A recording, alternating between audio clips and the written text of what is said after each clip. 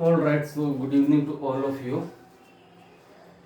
Sometimes our geography decides our physical strength, and it is very much visible in case of Marathas.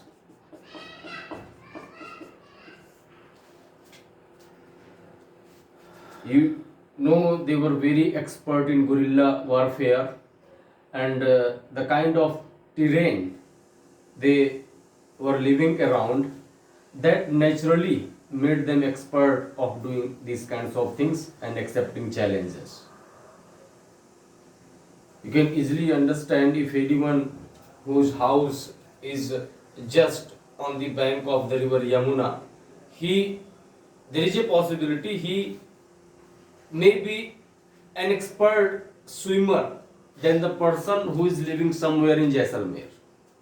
So these Marathas naturally they developed this kind of talent because of the environment they were living. Shivaji was the founder of this dynasty who ruled not for a very long period of time but around 6 years.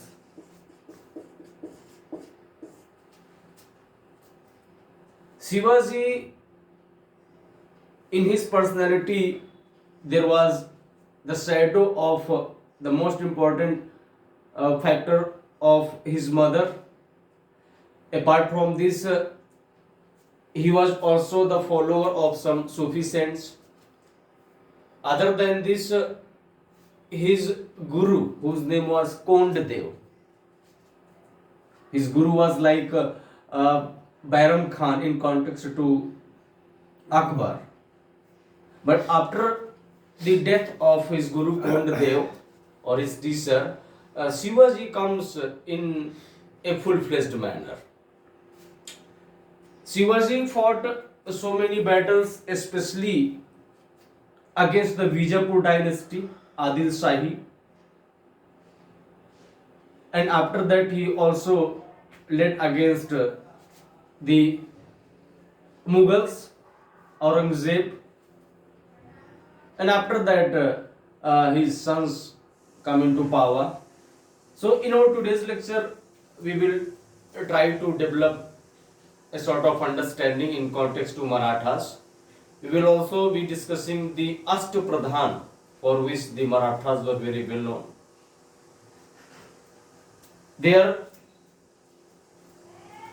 system in the provinces, how the provinces were being administered, and the last thing that is very famous in connection with these Marathas, that is the Chauth and Sardeshmukhi. So Shivaji, he started his struggle fighting the battle of called in, it is not very famous one, as it was not a very huge battle, but if we are studying about this Shivaji, then certainly this battle plays a significant role. And this battle happens in 1659. You may be thinking the time period of Shivaji is 1674, but this was the time of his coronation. All right. So in 1659, the battle happens. That is called the Battle of. Any idea? Two battles, in fact, three battles happened in the same year. The second one was Kolhapur, the Battle of Kolhapur. The third battle happens, that is known as Pawan Khend. Pawan Khend. And after that, a very famous battle, that is called the Battle of Purandhar.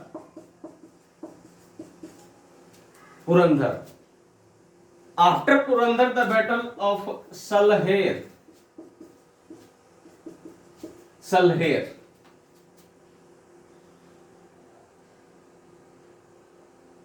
So these are the five battles: 1659 and 1659, and this happened in 1665, and this happened in 1672. So I think by now you may have remembered which battle was the first one. Surat. No, it was very close to. This battle happened very close to Pune. Zanzibar. No, Zanzibar was not there. Raigad. In UP there is a place called Pratapgarh. Okay, Pratapgarh. But the battle which happens in this Pratapgarh was not related to UP. It was very close to Pune, as I have already told. So in this battle, Shivaji defeated the representative of Adil Shahi dynasty, whose name was Afzal Khan. Afzal Khan was defeated in this battle of Pratap. It is not Pratappur, it is called Pratapgarh. Alright. Pratapgarh. In the month of November. And next month, in the month of December, this battle of Kolhapur happens. And in this battle again Shivaji defeated. To the same dynasty, Adil Shahi, whose representative this time was Rustam. So Rustam was badly defeated in the battle of Kolhapur. And the third battle which happens, no, it was not in 1659, it was 1660 or 1661. This Pawan Khand battle, in this Pawan Khand battle, what happens that the same dynasty, Adil Shahi, but this time the Adil Shahi dynasty was being led by a person whose name was Siddhi Jauhar. And in this battle, what happens that Shivaji could not get the advantage as he had got in the previous two battles. In this battle, what happens that a treaty happens, because both the parties were in a very good position. No one has defeated to the other one. So in this treaty, it was decided that look, neither you will disturb my territory nor I will disturb yours. A sort of consensus built in this battle of Pawan Khand. So these three battles are related to the Adil Shahi dynasty. The fourth battle which Shivaji led or fought, that was related to Aurangzeb. And this time, because look, till now Aurangzeb was thinking that Shivaji is not a very strong ruler, I don't need to worry about him. He is only a mountain rat. But what happens that means in Pawan Khand, Shivaji has shown some vigorness and some challenges to the Adi Shahi dynasty. So Aurangzeb had to thought that no, I need to take this person seriously. And this Purandar, the battle of Purandar, in this battle of Purandar, Aurangzeb sent to a person whose name was Jai Singh. Jai Singh. And Aurangzeb gave the full power of the army to this Jai Singh. Obviously, if he is going to fight the battle, certainly he would be enjoying all the power related to the army. So, why I am emphasizing over it? Because before the Purandar, Aurangzeb had sent some of the other persons as well, but they had been defeated by the Shivaji. So in this battle of Purandar, Aurangzeb was not ready to take any kind of risk, and he sent one of his most powerful and faithful person, Jai Singh. And this Jai Singh defeated to Shivaji in the battle of Purandar. And after the battle, the Purandar treaty happens. And in this Purandar treaty, Shivaji was forced to give 23 forts out of 35. Shivaji had 35 forts, and out of 35, he had to surrender 23 forts to the Aurangzeb. By the way, the son of Shivaji, he was awarded the Mansab Dari of 5,000. And after this battle of Purandar or Purandar treaty, what happens that on a certain day, Shivaji went to Agra. And when he reached to Agra in the Mughal court, Aurangzeb ordered to his soldiers that somehow you capture Shivaji and place him behind bars, and after that send this Shivaji in Kandahar, because Shivaji has become a great obstacle in front of the Mughal emperor. And you know that Mughals were the only power who challenged after this time period. These Marathas were the only power who challenged to the Mughals. The Marathas became so powerful.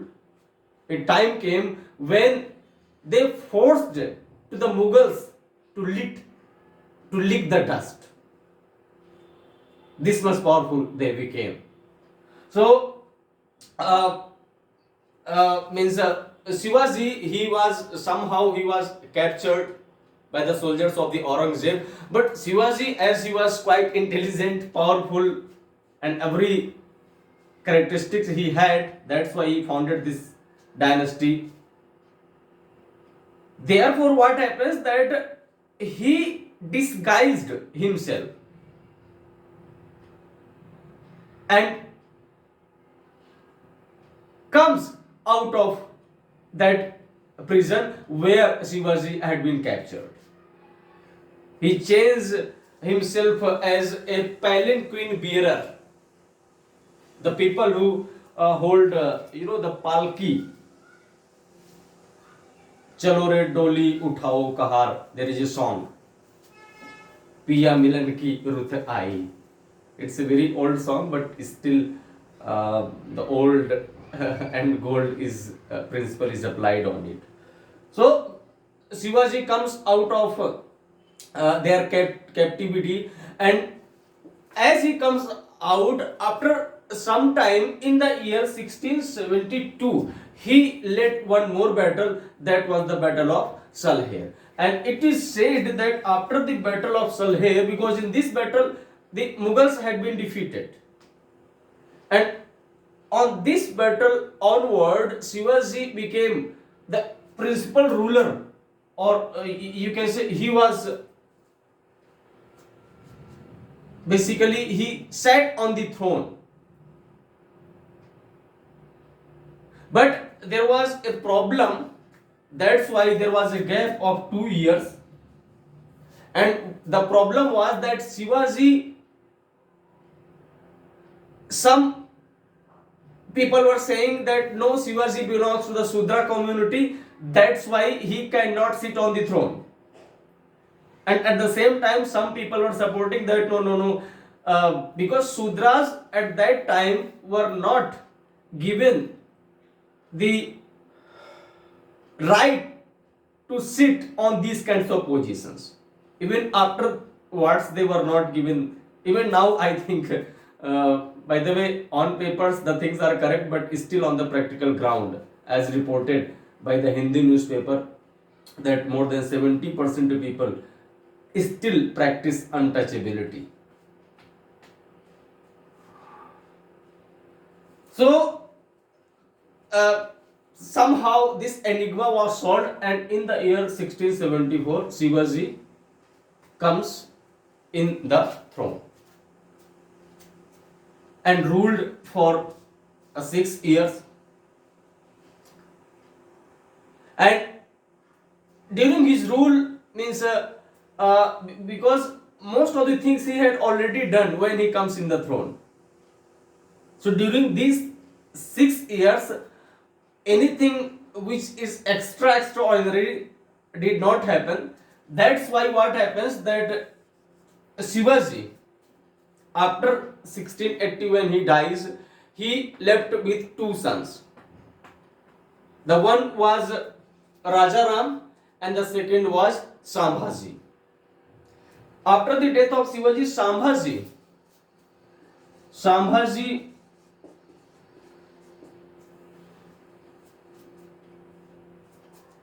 comes on the throne, and this Sambhaji was married off to whom? Yasubai.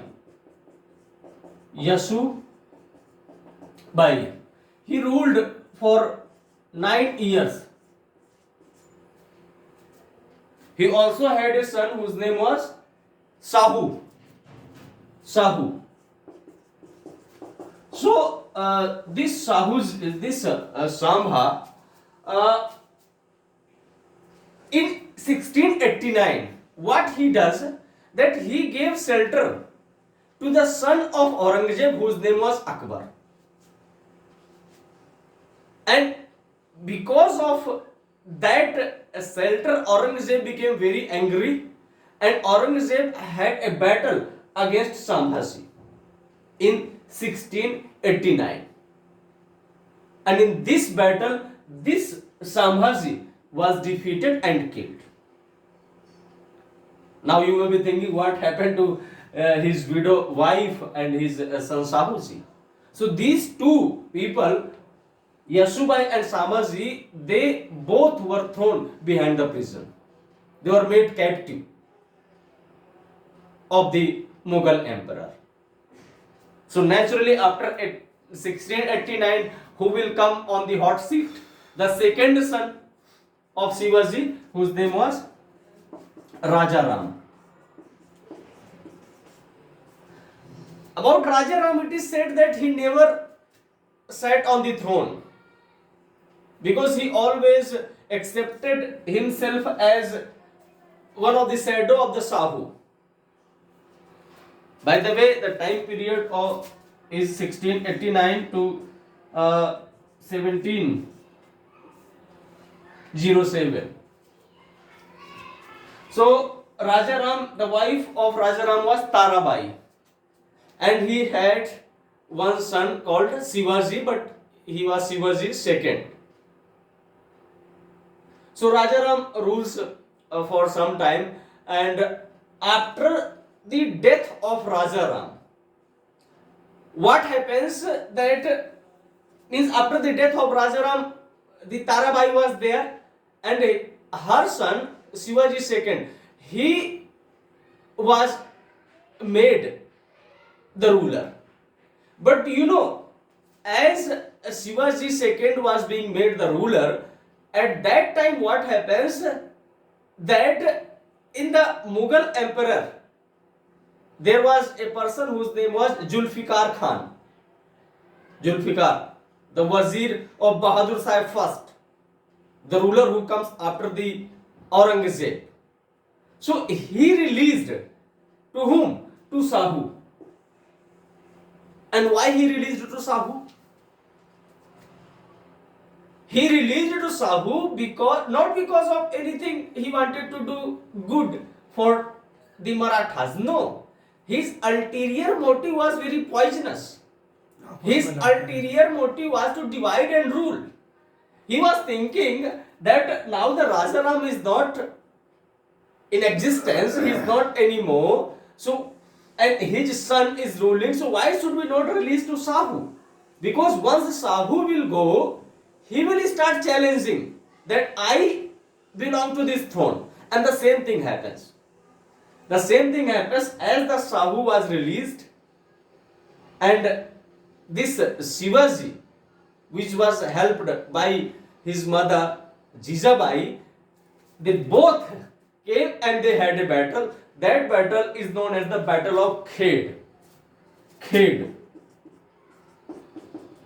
And in this Battle of Khed, the wife of Raja Ram, whose name was Tarabai, or you can say this Shivaji led group, they were defeated badly by Sahuji. And why he won? Why he won the battle? Because the Balaji Vishwanath, the Peshwa, had helped him. So because of the help of the Balaji Vishwanath Peshwa, Sahu wins the battle of Khed and Tarabai lost. But what happens? From this battle onwards, the two centers of power came in existence. The one led by Tarabai in Kolhapur, and the Sahu, he started ruling in Satara.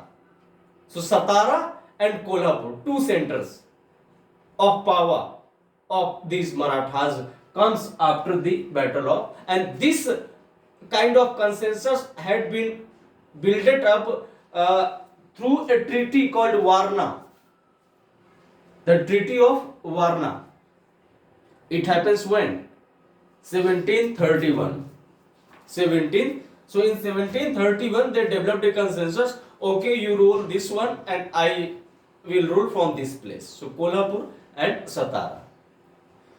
So this after the battle of Khed, the Treaty of Varna happens, and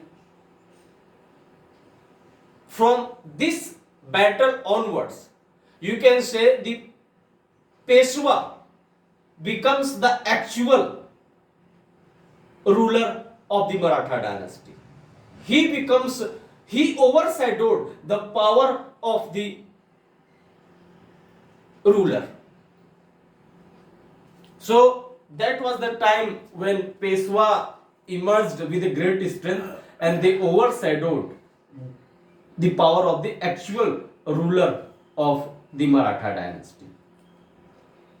There is a different story of the Peshwas because there were so many Peshwas. Okay, I am not discussing about them because every Peshwa is related in one way or the another. For instance, when we study this Anglo-Maratha war, so that time their context will come. So I will discuss when I will discuss the Anglo-Maratha and other things related to them. Now I am going to discuss the Maratha administration and Ashtapradhan, for which they are very well known. The Ashtapradhan is related to Marathas, and there is one thing, Ashtadiggaja, related to Vijayanagar Empire, Krishnadevaraya, and Navratna concept is related to Akbar Birbal, and I think during Gupta dynasty. Yes. So in this Ashtapradhana, the most powerful person in this Ashtapradhana was whom? Was who? The Peshwa. You can say the Prime Minister. So Peshwa was the most powerful. After the Peshwa, the defense minister of these Marathas, who was leading the army, he was called Sar-e-Naubat. Sar-e-Naubat.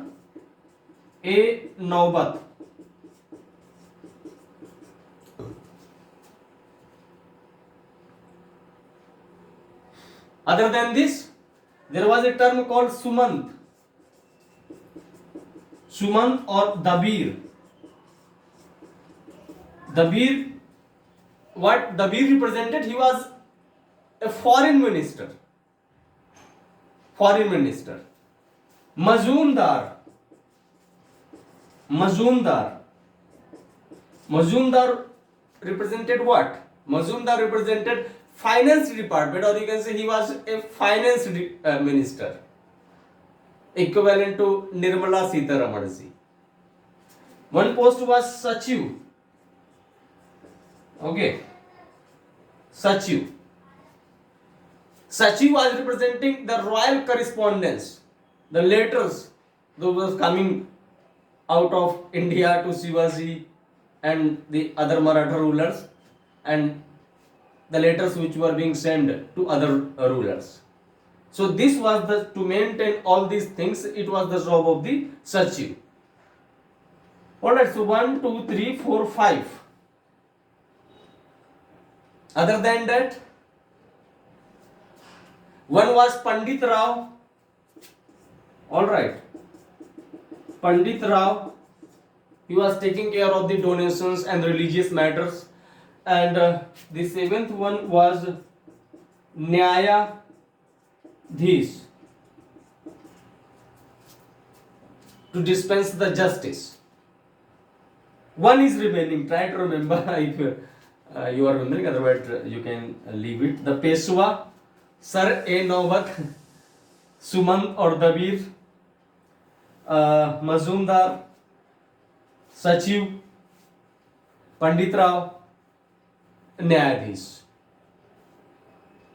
Who is remaining? Peshwa, Sir A. Naubat was commander, army commander. Okay, you can also say defense minister. Finance minister was this Mazumdar. Foreign minister was Sumant and Dabir. Anyway, you can check it later on. So this was the administration of during the time of Marathas in the provinces. Look, as far as the province system was concerned, this was not very different from the administration of the Mughals or the Deccan Sultanate, because the whole empire of the Marathas was divided in provinces, and the provinces were further divided in tarafs, and the head of every taraf was known as tarafdar, and tarafs were further divided as parganas.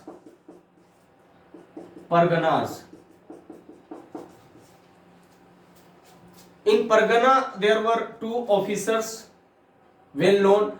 The one was called, basically one was taking care of the law and order, and the other one was taking care of the finance related matters. Okay, so the person who was taking care of the law and order, this person was, there is a term called this Chauth and Sardesh Mukhi. So his name was Deshmukh, and one was Desh Pandey. So Desh Pandey was taking care of this finance, and Deshmukh was taking care of this law and order. It is said that the Deshmukh who was in the Pargana, this Deshmukh, whatever salary he was getting, that salary was being paid out of that Sardesh Mukhi. I will discuss what this Sardesh Mukhi is, but that Sardesh Mukhi was a tax, and whatever money was being collected through Sardesh Mukhi, through that money, these Deshmukh were being paid. The last unit of these provinces was provinces, tarafs and parganas was the village, but these villages were called Mauja. When you prepare for Jharkhand Public Service Commission, you will get this term. The village, the CNPT Act, Chota Nagpur Pargana Tenancy Act. So in that one you will come across the term called Mauja. Okay, in Mauja there was an officer called Patti, and these kinds of people were there. The last thing of my today's lecture is the tax system. and that is very well known. That is called the Chauth and Sardeshmukhi. Chauth and Sardeshmukhi. So look, Chauth, as the name itself suggests, it was 1/4. But historians are not very much agree on any one perspective of this taxation, because some historians are saying that this Chauth was a sort of tax which was levied on the crop production. Some are saying no, it was a ransom money. Some are saying no, it was a protection money. So different historians have different perspectives. You are free to accept any one of them. But what I know, I am telling you.